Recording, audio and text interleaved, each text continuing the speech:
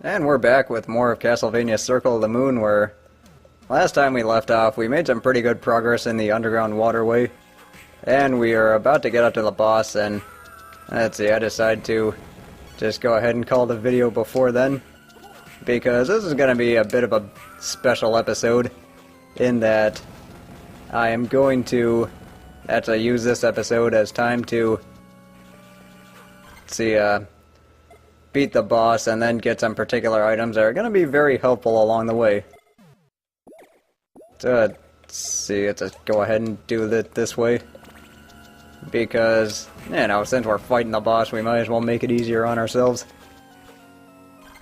Alright, now that that's done with. I just gotta heal really quickly, and then I'm gonna use a different weapon against the boss. I mean, would make a little bit more sense to go ahead and use my Thunderbird and Venus combination, but I'm actually going to go ahead and go with Diana and Griffin again, just because it's one of those bosses that definitely is capable of killing you the first time you fight her. But see, I'll explain more as we get to it. But behind the door, we find Carmilla, who resurrected Dracula. So you just get this little exchange here.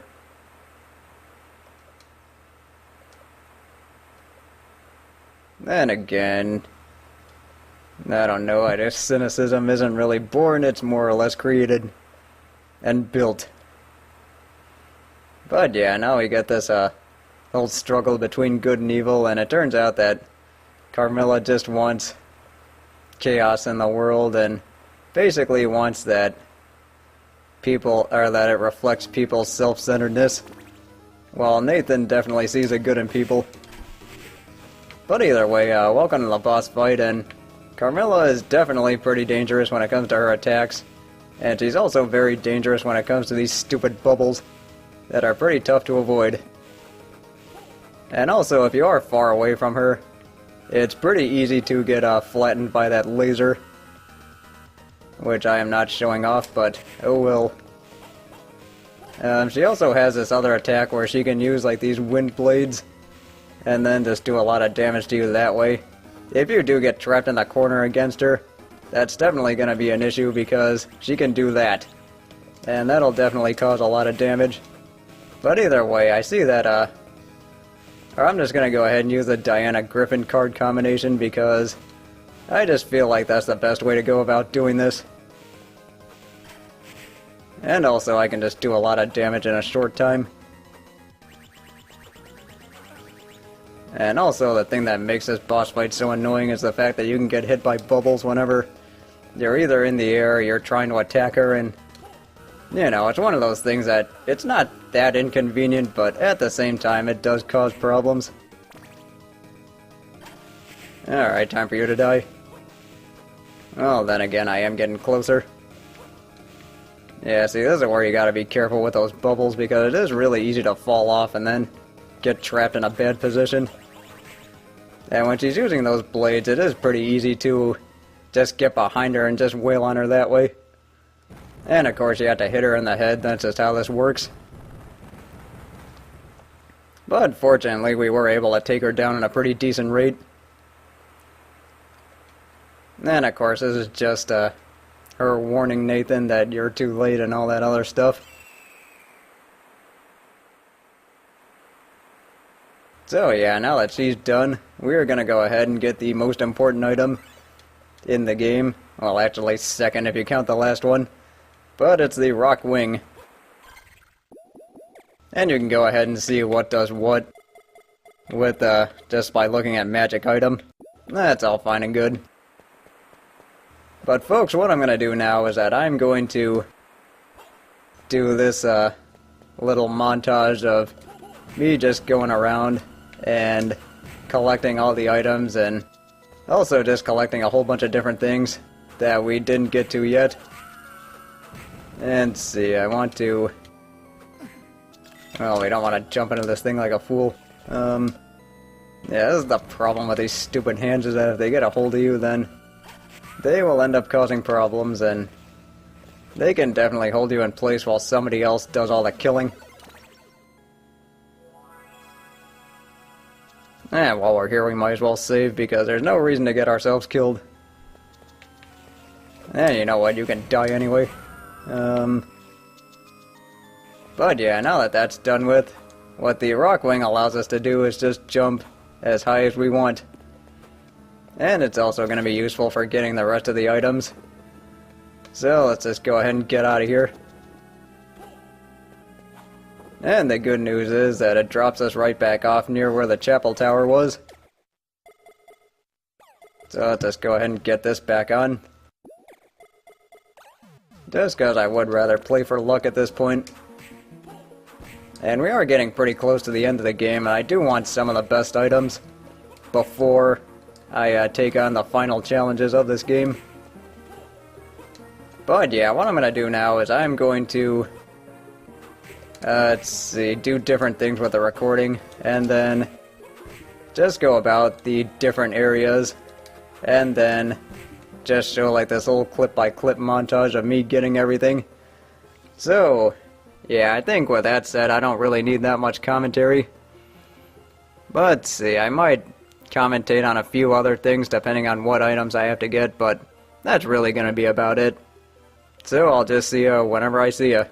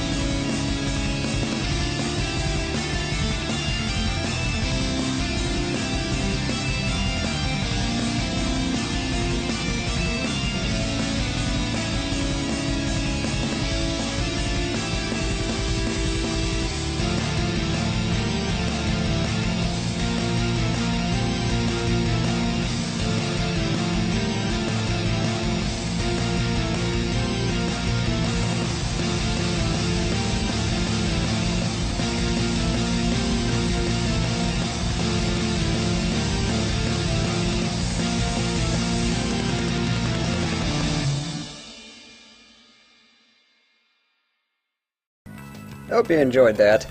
Let's see, right now what we're doing is that we're just in the outer wall and we're showing off some of the newer enemies.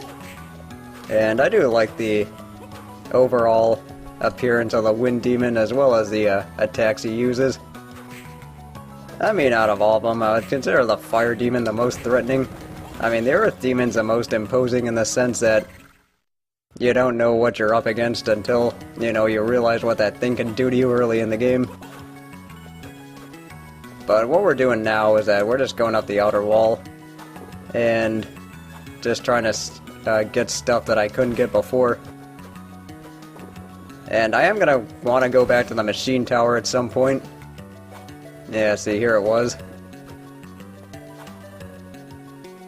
But yeah, I'm going to want to go back to the machine tower at some point, just because it does have an important armor that I could use. Anyway, meet the werehorse and the were-jaguar. The werehorse really isn't all that threatening, just as long as you know where it's attacking from. But then again, this thing is pretty strong, and also those rocks can just really mess you up. Let's just take care of this the easy way, why not?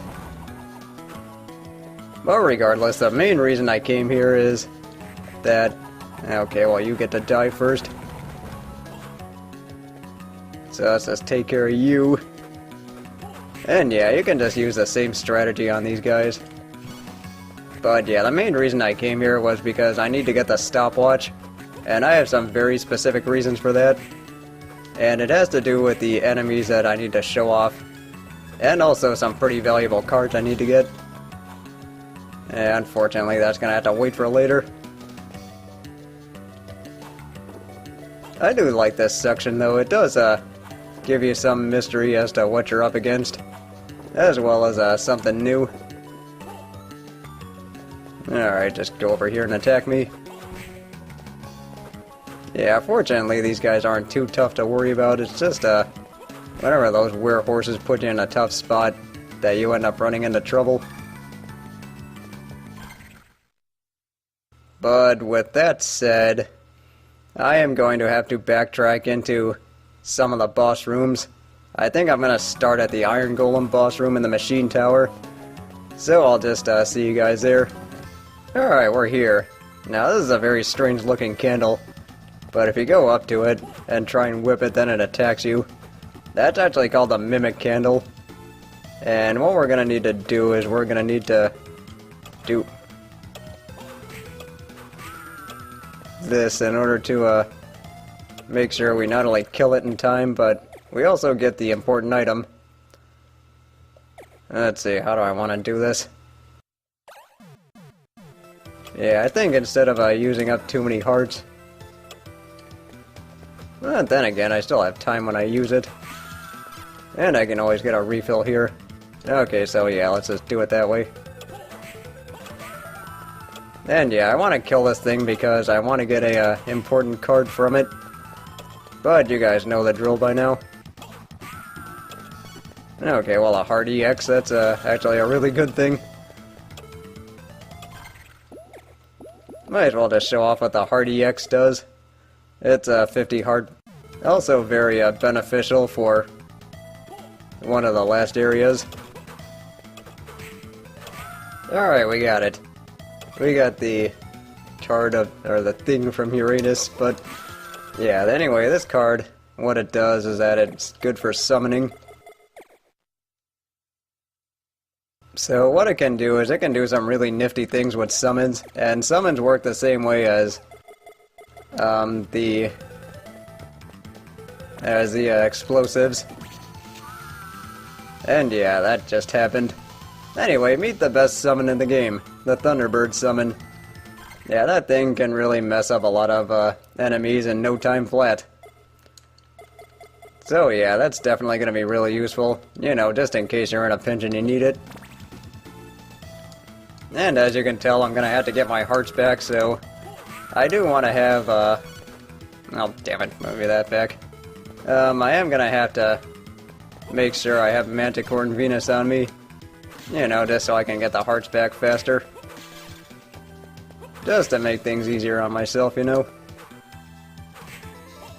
See, there are two more things I need to do with with this particular stopwatch. So what I need to do now is I need to go back to the Cerberus boss room Actually, wait.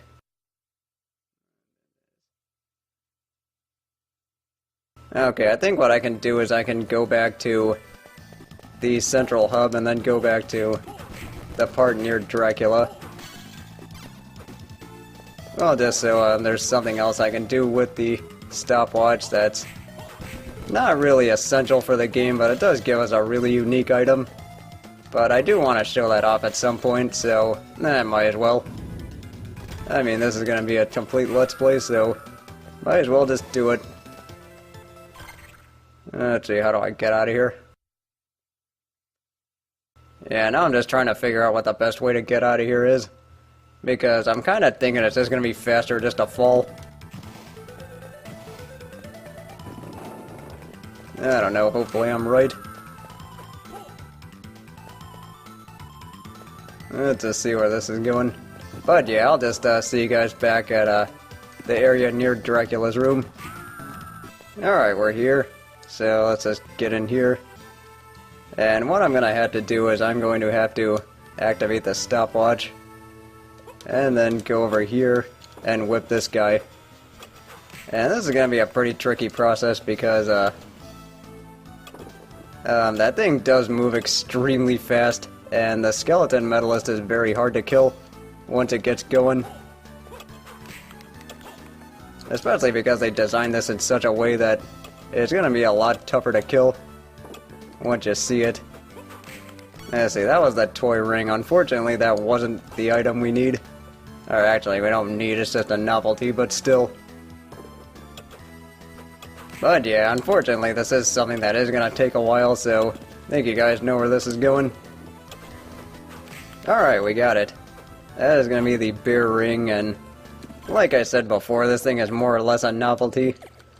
But what it does is that there is a specific card combination that lets you turn into a skeleton. If you have this equipped on you, you will end up turning into a bear instead. Which is all fine and good, except for the fact that you die in one hit. So what I'm going to do now is I'm just going to refill my hearts and then go to Cerberus's room. So I'll just see you guys there. Okay, we're here. So let's just go ahead and show this thing off. Let's see. Okay, yeah, there it is. Yeah, that's once again, it's the one candle that looks odd compared to the other ones. This is gonna be tough to kill, especially because you have less space to work with. Okay, finally got it. We got ourselves the Pluto card. And the Pluto card is definitely the most unique out of all the cards. And it's actually probably the best one when you think about it. So what I'm going to do now is I'm just going to demonstrate some of the attributes. With the Salamander card, you get an item crash. Except I completely forgot how to do it. Oh yeah, there it is. But yeah, what this item crash does is depending on what weapon you have on you, you can get some different things, which is always cool. Oh, it does eat up a lot of hearts though. Let's see, with the serpent, I have no idea what this does.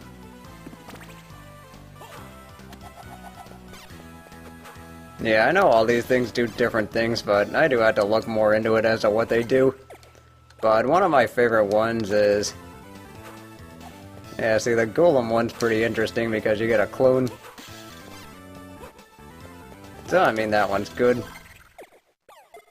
The Cockatrice one is actually like this nice little shield item you get.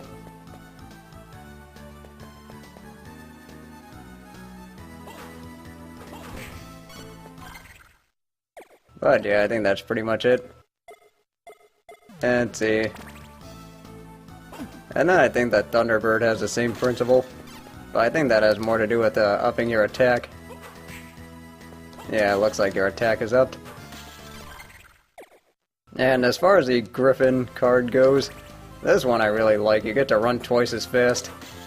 So it's really useful when it comes to getting around the castle a lot quicker. And then the Manticore card, this one, sub-weapons end up using magic instead of hearts. which is really useful when you're playing as a magician. So yeah, unfortunately I don't have Unicorn and Black Dog yet, but I mean, I'll hopefully get those in the battle arena. Of course, I am probably gonna have to cheat in order to do so, but what are you gonna do? This is a completionist Let's Play after all. But yeah, I think what I'm gonna do is just finish filling up on hearts. Okay, good. And then, let's see, there's a couple more things I need to take care of. Well, specifically some of those black spots there. But yeah, I think I'll take care of that a little bit later. One more thing we ought to do before we end up going into the last section, and that's because I gotta get some better armor. The rainbow robe is not gonna hold up in the observation tower, which is the last section. So I gotta fight this nightmare and get it. And the needle armor is gonna be essential for my survival. Just because of the defense increase. That would have been screwed if I didn't have it. But yeah, what I'm gonna do is just go up there and then call the video, so join me next time as we take on the observation tower. I will see you then.